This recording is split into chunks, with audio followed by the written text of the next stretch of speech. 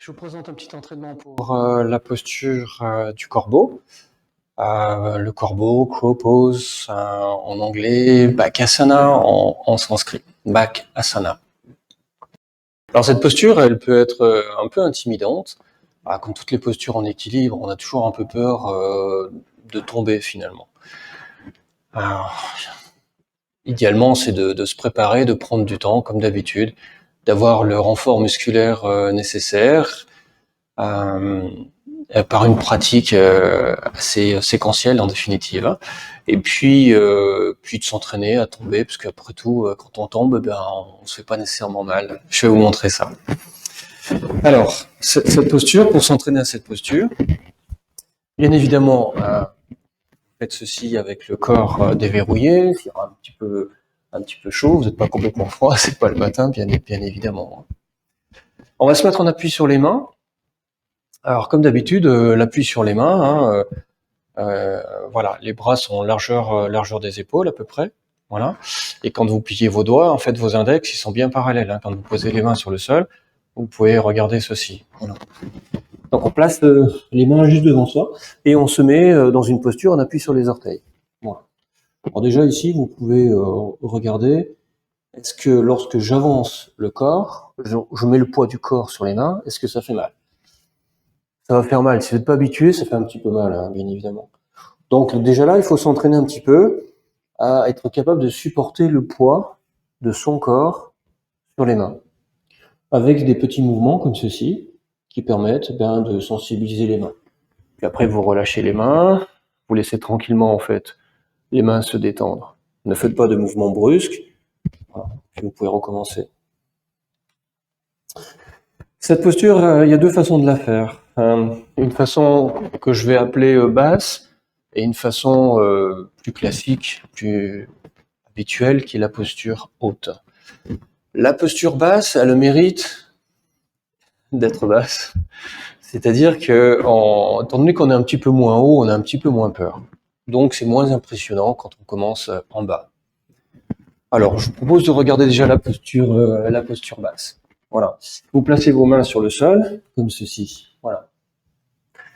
Dans un premier temps, voilà, vous pouvez écarter les coudes. Voilà. Écarter les coudes légèrement.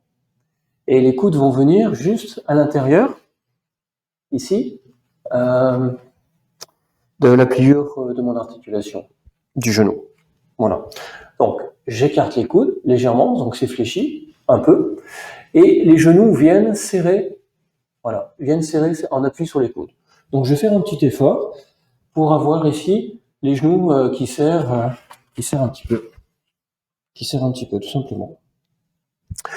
Voilà, alors, j'ai pas peine de serrer très fort avec les genoux, c'est pas ça qui vous maintient. Voilà. Et puis, eh bien, je vais m'entraîner à avancer le corps et à mettre mon corps en avant. Voilà. Vous voyez là, mon dos, il est presque quasiment à l'horizontale. Voilà. Je vais avancer comme ceci. Je vais essayer d'aller le plus loin possible. Voilà. Quand je vais le plus loin possible, vous sentez qu'il y a moins de poids en fait sur les pieds. La preuve, c'est que je peux lever un pied. Je peux lever un pied, je peux lever l'autre. Voilà. Et puis donc, vous pouvez vous amuser comme ceci à avancer. Hop, je lève un pied et puis j'essaye de lever l'autre. Ouais, ça le fait pas. Voilà, je continue, je recommence. Je lève un pied, je lève l'autre. Et puis à un moment donné, vous allez bien voir. Vous allez trouver une forme d'équilibre en disant tiens, oui, ça tient. Ok. Donc ça, c'est la première démarche.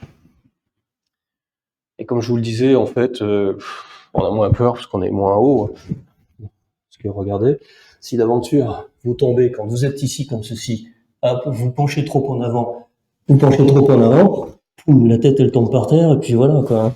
Donc, il se passe pas grand chose quand on tombe à cette hauteur-là.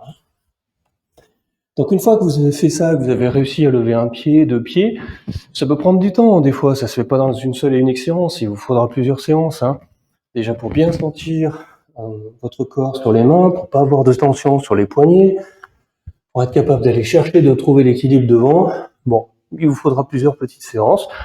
Vous faites ça 5-10 minutes une fois, vous recommencez quelques jours après, vous y remettez à plusieurs reprises, vous allez voir, ça vient beaucoup plus facilement qu'on ne le croit. La posture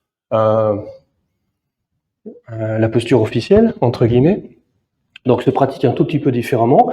puisqu'on va lever les fessiers, on va être un petit peu plus haut. On va être un petit peu plus haut. Mais la posture des mains sur le sol est strictement identique. Par contre, je vais venir mettre mon genou juste derrière, là, sur le triceps. Voilà. Je vais placer le genou sur le triceps.